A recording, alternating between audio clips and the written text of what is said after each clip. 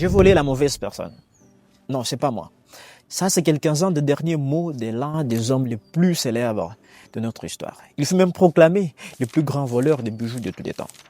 Arthur Barry, c'est son nom. Et ce qu'il a réalisé pourrait bien révéler pourquoi est-ce que toi aussi tu n'arrives pas à atteindre ton plein potentiel. Année après année, après avoir fixé autant d'objectifs, surtout au début de l'année, mais que tu n'arrives pas à suivre tes plans. En 1924, Arthur Barry s'était retrouvé être en train de discuter avec les princes de Galles dans une soirée chic. Les princes de Galles, non, ils ne savaient pas qui se tenait réellement devant lui. Parce que ce jour-là, Arthur Barry s'était fait passer pour un riche docteur. Et alors que tout le monde était en train de faire la fête, Arthur Barry s'était faufilé à l'étage. Il a volé des bijoux valant des millions. Et après, il a rejoint la fête comme si de rien n'était. Arthur Barry avait ses secrets. Et le premier, c'est qu'il avait une confiance incroyable en lui. Le deuxième, il avait un esprit brillant. Et surtout, il avait aussi les dons de gagner la confiance de tout le monde. Pendant des années, il a continué à voler les riches et personne n'a pu le rattraper. Il gaspillait son argent, il jouait, il menait la grande vie. Il volait les bijoux quand il les fallait et s'en tirait toujours pendant 7 ans.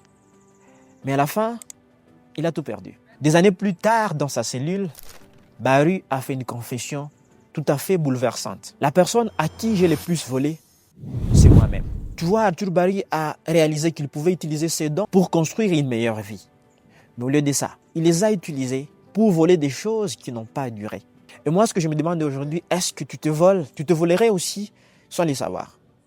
Parce que tu vois, au début de l'année, tout le monde se fixe des objectifs. Les chances, il y a plus de chances que toi aussi, qui aies déjà commencé à te fixer des objectifs. Il y a aussi de fortes chances que ce fut le cas encore l'année passée. Et où est-ce que tu y en es? Cette année pourrait être celle où tout change, effectivement pour toi, où tout va basculer. Mais attention, elle pourrait être aussi celle où rien ne change, parce que tu n'arrives pas à aligner ton talent, tu n'arrives pas à aligner ton temps sur tes objectifs, sur tes priorités, alors rien ne va changer. Si tu veux vraiment voir les changements, si tu veux vraiment changer ta vie cette année, genre changer sérieusement ta vie, alors voici un système qui puisse t'aider à y arriver. Et ce système ici aura 4 étapes. La première étape, note tout ce qui compte pour toi.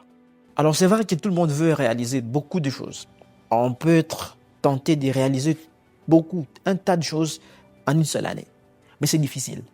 C'est pourquoi ici tu vas alors noter tout ce qui vraiment compte pour toi. Pour ne pas être perdu dans son imagination, tu vas noter tout ce qui compte en fait pour toi. Par exemple, tu veux faire autant de dollars. Tu veux, par exemple, partir dans la salle de sport. Tu veux, par exemple, lancer un business. Tu veux, par exemple, rencontrer la personne de ta vie. Peu importe, tout ce qui te passionne, tu vas noter tout ça sur un bout de feuille. La deuxième chose, classe la liste par ordre d'importance. Du plus important au moins important. Cela va t'aider à avoir un peu plus clair. Parce qu'effectivement, tous les objectifs que tu vas te fixer, tous tes plans, toutes tes activités n'ont pas la même importance, même à tes yeux, et n'ont pas la même ampleur.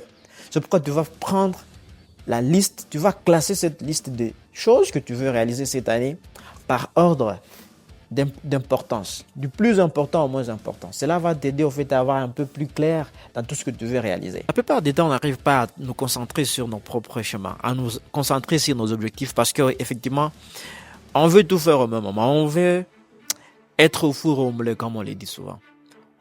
On veut être là-bas, on veut être ici, on veut faire ceci, on veut être... on est perdu. C'est comme ça qu'il y a le burn-out. Ce n'est pas parce qu'on ne manque pas quoi faire. Parce qu'on veut être concentré dans toutes les choses, dans tous les plans possibles. On veut être concentré dans toutes les activités au même moment. La troisième étape à faire, c'est qu'on va classer. On va voir et garder seulement les 3 priorités.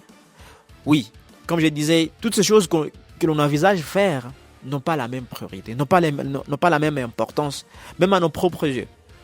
C'est possible, par exemple, de te dire, parmi tous mes objectifs de cette année, je veux commencer par celle-ci. Ça, c'est la priorité numéro 1. Et la priorité numéro 2 et la priorité numéro 3. Ça va t'aider à être concentré. Trop de fois, vous voyez, on n'arrive pas à se concentrer même sur une chose. On veut être concentré sur toute chose et on est en train de perdre notre énergie. Notre énergie est distribuée, notre énergie est éparpillée par-ci, par-là, juste parce qu'on n'arrive pas à savoir nos priorités. Et quand tu ne connais pas tes priorités, alors tu vas faire n'importe quoi. La quatrième étape, après avoir fixé les priorités, c'est que tu vas réorganiser tout ton programme. Tu vas réorganiser toute ton année, toutes tes activités autour de ces priorités-là. Tu vois, quand tu as des priorités, quand tu respectes effectivement ce que tu as fixé comme priorité, alors tu n'es pas distrait. Il n'y a personne qui va venir te dire que nous avons un programme ceci ou cela. Alors que toi, tu as tes priorités, alors tu vas commencer d'abord à prioriser tes propres plans. Toutes les fois qu'on n'a pas de priorités, vous allez voir que les gens sont comme du vent. Toutes les fois qu'on ne se fixe pas des priorités, des urgences à respecter, alors on peut être emporté par tout et n'importe quoi, par tous les vents qui peuvent passer dans notre vie. Tu vois, si tu n'as pas de priorités, tu n'as pas de programme, effectivement, n'importe quel programme peut t'emballer. N'importe quel vent peut t'emballer. Mais toutes les fois que tu as une priorité, alors tu sais sur quoi t'accrocher. Attention, il ne faut pas faire l'erreur. Trop de fois, on n'arrive pas à se fixer des objectifs juste parce qu'on n'arrive pas à prioriser notre temps. À savoir, qu'est-ce que je vais faire cette année? Qu'est-ce que je veux faire pour moi-même d'abord? Pour mes plans. Parce qu'effectivement, il ne faudrait pas que n'importe qui vienne t'emballer dans ses propres plans et oublier les tiens. C'est comme ça que tu peux arriver à faire de cette année une année où tout change. Effectivement, tout bascule dans le vrai sens du terme. Les rêves, les plans et les objectifs se réalisent autour des activités et surtout autour des petits changements. Vous n'allez pas vous réveiller, vous fixer un objectif aujourd'hui, vous fixer un plan aujourd'hui et dire que après 2 mois, je vais le faire. Non. Il faut juste comprendre que beaucoup de gens qui se fixent des objectifs en janvier finissent par abandonner au mois de février, si pas de mars.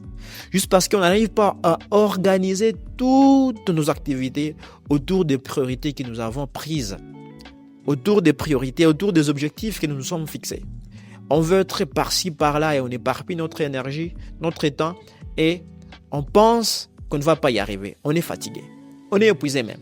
Beaucoup de gens se fatiguent juste, abandonnent juste parce qu'ils sont fatigués, épuisés, parce ils éparpillent leur énergie, mais pas parce qu'ils ont vraiment épuisé toute leur énergie en train de faire une chose chaque jour. Non, juste parce qu'ils sont en train de faire plusieurs choses chaque jour et après un certain temps, on se trouve un peu épuisé.